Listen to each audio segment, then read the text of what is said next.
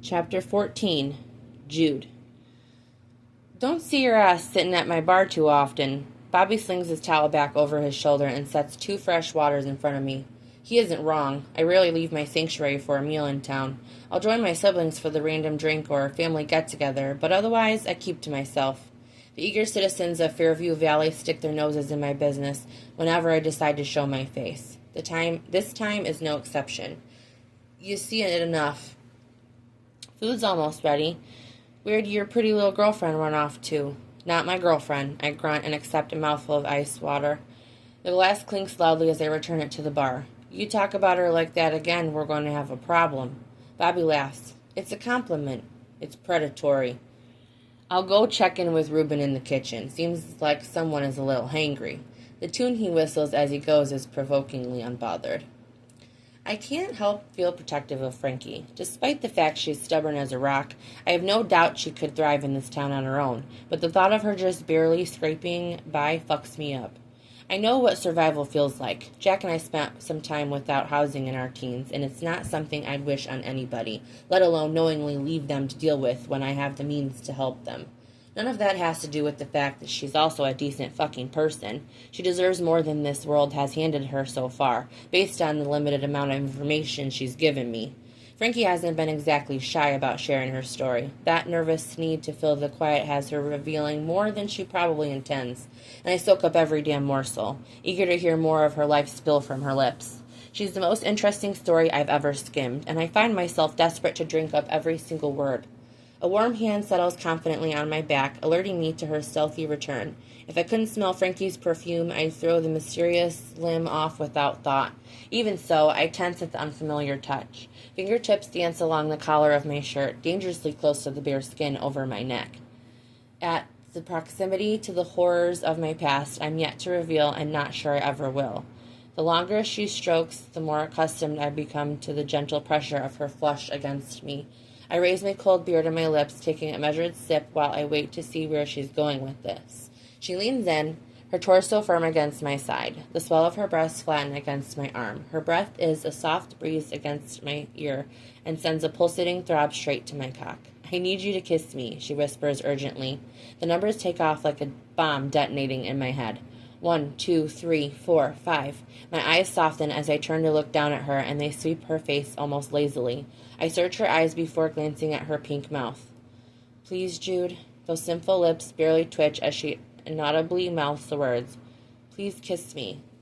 I slide my fingers with all the gentleness I've never had to muster into the hair at the back of her head, sifting through the strands. They feel like silk. I fight the urge to twist her hair around my fist and play with it in my palm.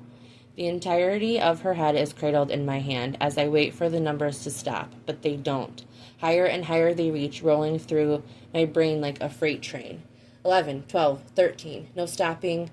No sign of stopping. 14, 15. My palms dampen. A bead of sweat glides down the back of my neck beneath the collar of my shirt, rolling over puckered scars and ruined skin. 16. My heart thunders like horse hooves racing across a pasture. I trace my thumb over her soft lips. The way her breath punches me in the gut. 17. Rejection shimmers in her pleading brown eyes beneath the pendant lights. A jagged dagger to my heart. I feel her tense in my hold. 18. Fuck it. I mutter beneath my breath and slowly lean in. 19. Shocked eyes drift closed just before my lips press to hers, and the numbers cease as the feel of her takes over my every thought. Time stands still. The sound in the bar fades away beneath the waves of white static in my mind. Blissful silence encases me until I'm nothing but Frankie. The feel of her beneath my lips, the warmth of her against me. She whimpers, and I haul her even more flush to my body, slipping my tongue between her pliant lips. Something within my chest shifts, locking into place. A hole I wasn't aware of is suddenly filled. I sample her mouth, needing to taste her. This might be the one and only time I kiss her, and I'm not about to waste a single second of her in my arms. For whatever reason, this kiss is different from any that have come before. I feel drugged without ever having used. The constant tension running through my body like an electric current ceases, banished by this connection to her. Frankie suppresses the recurrent urge to remain on high alert. My shoulders relax as her arm wraps tight around the muscles. A groan rumbles in my chest, tickling my throat. I pull back, only to dive back in, too eager for more to let her go just yet. Frankie practically crawls into my lap. Her movement forces my knee between her thighs. I nearly whimper at the heat pressed against my leg and the dampness I know to be hidden beneath her tight jeans. All too soon, she's pulling back. Her shoulders heave as she fights for breath. Our faces are only inches apart. I lick my lips, fighting every instinct to drag her out of this restaurant so I can properly ravish her. Her hooded eyes blink slowly, and a pink flush colors her cheeks. I don't know where the fuck this is coming from, but I don't care. Not about her intentions, not about mine. One kiss, and I have become devastatingly addicted to her, which is unfortunate because I suspect this fleeting moment is a one-time thing. Plates landing on the bar startles us apart. Frankie scrambles back onto her stool, damn near tipping over in the process. I hide my prideful grin behind a mouthful of beer. Not your girlfriend, my ass, Bobby mumbles as he walks back into the kitchen. Eat. I gesture to Frankie's burger and pick up a single fry from my own plate. Don't you want to know? Eat first. I chew slowly, then swallow. After your plate's clean, I'm taking you home. Then you can tell me what the hell that kiss was about. From the corner of my eye, I catch the slight tremble in her hand as she sips her water. She sets the glass back on the cocktail napkin. Dylan's here. Who? My ex. My head whips around so fast my neck cramps. I set my burger back on my plate and stand. Where is he? I scan the back of the bar for a total stranger, though I bet I could pick out the prick without looking at a photograph. They're all the same. Lanky, arrogant, wearing a bitch-ass expression right up until the point someone teaches them a lesson for beating up on women. Her fingers wrap tenderly around my bicep. I think he's gone. He talked to you? I look down into her pretty brown eyes. Yes. Even in that one word, the shame she carries on her shoulders is apparent. I settle back on my stool and pick up my burger again. Eat before it gets cold, Frankie. I'm sorry. I shouldn't have asked you to kiss me. Baby, I've had done a lot more than kiss you if I knew that asshole was watching. All you had to do was ask. But I'm not about to let him spoil your dinner. I'd have fucked her on that bar if it taught that asshole a lesson. But I don't tell her that. I wait until she sinks her teeth into her burger before tasting my own. Her shoulders visibly relax as she chews. Good? I ask, watching her go in for a second bite. The corner of my mouth twitches at her blissful expression. So good. Ruben's well known around here for his burgers. Maybe we should make this a weekly tradition. I can already tell I'm going to be thinking about this meal tomorrow. Deal. Uh-huh, she titters around another bite. I finish chewing before I ask, what? You're plenty agreeable when it's you footing the bill. Does this mean you're done fighting me over cooking us breakfast? I can't argue that the quiche was pretty fucking good. Just the quiche? She raises a single eyebrow. You're adept at making breakfast. It's not just breakfast. I could blow your socks off with my fettuccine alfredo. She could blow my socks off in another way that has nothing to do with food. Fucking hell. One kiss and I've been thrust back into my teenage years, unable to think about anything else except kissing her again. We finish our food. Her empty plate pleases me more than it should. As we stand to leave, her head swivels to scan our surroundings. Tension tightens her shoulders and drives them toward her ears. I slip my hand casually around hers and tuck her beside me. Let's get out of here. I dip my head, murmuring so only she can hear. Her trusting nod swells my heart 3 times its size, and I guide her out the door. The first step into the cool night feels like resurfacing from underwater. The fog from our shared bubble clears. Numbers tease the edge of my consciousness. The threat of her ex lingers, but I'm aware of the danger he presents this time. For the past 2 weeks, he's been a fictional character in Frankie's story. Now, he's the villain in mine. I think I screwed up. I pause in pulling my seatbelt over my shoulder, turning to give her my full attention. How so? She twists her fingers together in her lap and worries her lip. A tingle begins in my fingertips and sweat dampens my palms. I count to 3 before she starts talking again. When I was talking to Dylan, I said something about him dropping me off on the side of the road. She licks her lips. That isn't what happened. I know, she shakes her head. I think for a moment I forgot the details. I got confused. My heart crashes against my ribs. I grab her chin in my palm and tilt her face back to study her eyes. They look clear. Her pupils are equal size, dilating slightly the longer as I study her. Is this new? I haven't been able to remember since you found me. What? I bark loud enough for her to jump. I slap my seatbelt on, checking that hers is secure before cranking the engine and pulling out. My scans came back clear. The doctor said this can happen sometimes, and it's often temporary. I think Dylan caught on to the fact that I don't remember and might try to twist the facts of what really happened in his favor. What did he say? I rage inside at the thought of that fucker using the knowledge against her. He said we had a fight. I just don't remember what we were fighting about. Doesn't matter, I snarl low. I suspected you were bloody for reasons other than your tumble from his car. That motherfucker put his hands on you. Her breath hitches and she exhales slowly, grounding herself. I believe that too, and it terrifies me that I don't remember, she admits quietly. I yank the wheel in a hard left and park us in a residential driveway. Come on, I kill the engine and hop out. Before Frankie has her door open, I'm at her side of the van. She steps out and I pick up her hand again, needing to feel her close. Towing her gently, I ease my pace. Where are we? 3 thunderous knocks on the front door is my answer. When 30 seconds pass without a response, I hammer on the door again. Open up, Jake. The porch light clicks on, bathing us in a yellow glow. Who's Jake? The door creaks open. What the hell, Jude? I'm sitting down to dinner. With Frankie's hand still tight in mine, I drag her inside. You owe me a favor. Sure, come on in, buddy. Make yourself at home, Jake says sarcastically. The door clicks shut behind us. We need an exam. Jake crinkles his nose.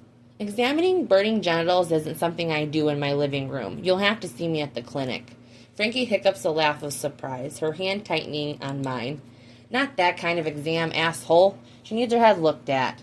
I drag her back to my front, crossing my arms over her chest and holding her tight against me. She has no business feeling this fucking good in my arms. Have you been to the hospital? Jake's all business as he repositions himself in front of us. She has. Then what's the problem? She's still confused. Maybe you should let her answer my questions, Jake says over Frankie's head. Hi, sweetheart. I'm Jake Parnell. Do you want to fill me in so this ogre doesn't have an aneurysm? Frankie's shoulders shake against my arm. He's overreacting. I had a head injury 2 weeks ago after a fall. The doctor at the hospital said my scans were all clear and that I just had a concussion. I see. Do you mind if I poke around? Go ahead. You mind letting her go? Jake raises an eyebrow at me until I release Frankie from my hold. Jake prods around the sides and back of her skull with his fingertips. Jude says you've been confused. I can't remember what happened right before the accident, and then tonight I recalled something incorrectly, just for a moment. I remembered right after, but it was like for a second the information wasn't as clear. Are you still having any symptoms of a concussion? No. Did you bring this up when you had the scans? I did. The doctor said that it happens and the memory loss can be temporary or permanent. Jake runs his palm over his thighs. He's right, unfortunately. If your scans were clear and you're feeling better otherwise, I think post-traumatic amnesia is likely and not uncommon. Frankie shrugs. That's what I was told. Then why attempt to bust my door down? Jake raises an eyebrow with a slight grin. Frankie leans in. He was worried, she stage whispers. I try to hide an exasperated huff with a cough. If he's still worried, I recommend following up in the clinic with myself or another doctor, since this isn't an official diagnosis or anything. Jake winks. Frankie looks around the room as if she's just realizing we're standing in a stranger's house. This is a little odd to have a medical consult in someone's living room. We go way back, I supply. And since someone hardly likes to leave his sanctuary, I make house calls. Otherwise, he'd have lost a limb to gangrene by now. A slow count to 5 is all it takes to imagine the anxiety in my body leaching from my feet into the floor. In all seriousness, I'm happy to help. Thank you, Frankie says. I slip beside her and retake her hand. I tell myself I'm touching her for her benefit. I'm telling myself lies. We'll let you get back to your dinner. Jake walks us to the door and bids us goodnight. Do you have it in you for one more stop, I ask, once we're back on the road. That depends if you're springing any more random exams on me. I think one's enough for tonight. When I pull up at the only department store in Fairview Valley, she doesn't say a word. I grab a basket at the entrance. If you need anything while we're here, put it in here. It might be nice to choose my own underwear, she says cheekily. My footsteps halt like I just stepped into quicksand. Images of what those underwear might look like fill my head while I will myself not to get hard. Good God, woman, I'm just a man, I rasp. If there's one thing I could say about Frankie, it's that at all times she keeps me on my fucking toes. What was that? I said, whatever you need, I grunt, praying my cheeks aren't red. I was just kidding. Your sisters have good taste. You should see the look on your face right now. I do not have a look on my face. I furrow my brows. I think this is that aneurysm Jake mentioned. Maybe we should have checked your head. The most I can muster is a scowl. What are we here for? I stop us in front of a display in electronics department. A phone. She rocks back and forth on her toes. Okay. I throw the first prepaid phone I find into the basket. Need anything else? Would it be okay if I got a sketchbook and some pencils? I can pay you back, or you can deduct it from my check, whatever works for you. Without saying a word, I lead us to the art supplies. Which one? The basic one is fine. No, which one do you normally like to use? She stops her fidgeting to look at me. How do you know I have a preference? Without taking my eyes off the assortment of spiral-bound books, I dig into my pocket and retrieve her note from the day she stole my van. Anyone who could draw like this doesn't get that way without practice. You kept my drawing? She whispers. No, I tuck the slightly worn paper back into my jeans, along with my vulnerability. I kept your note as evidence in case you decided to steal my van again. The drawing is a bonus. That isn't the truth, and we both know it. She looks behind us both ways before walking into the aisle. After a short perusal, she selects a spiral-topped notebook and continues down the aisle to the pencils on the other end. She pokes her head out, looking left and right. Her shoulders fall, and she turns her attention toward the rack. Frankie? She quickly grabs a pack of wooden pencils. What's wrong? Nothing. She drops the items into the basket. She steps around me and looks up and down the main aisle again. I catch her wrist. He's not here. Guilt clouds her brown eyes. I promise he isn't going to come near you again, and if he does find you, you won't ever be alone. How do you know that? Blindly, I reach into the basket until my fingers find the cell phone. I hold the packaging up. Because this is for you. As soon as we get home, I'm programming mine and each of my brother's numbers in here. If you see him, you call me. If you can't reach me, you call one of my brothers. Until you remember what happened, we're going to assume he's dangerous, and that means we have your back until he's no longer a threat. It's a big ask. Nobody knows the meaning of family more than the Powells, and you might have just got here, but they've already claimed you. Just ask any one of my siblings.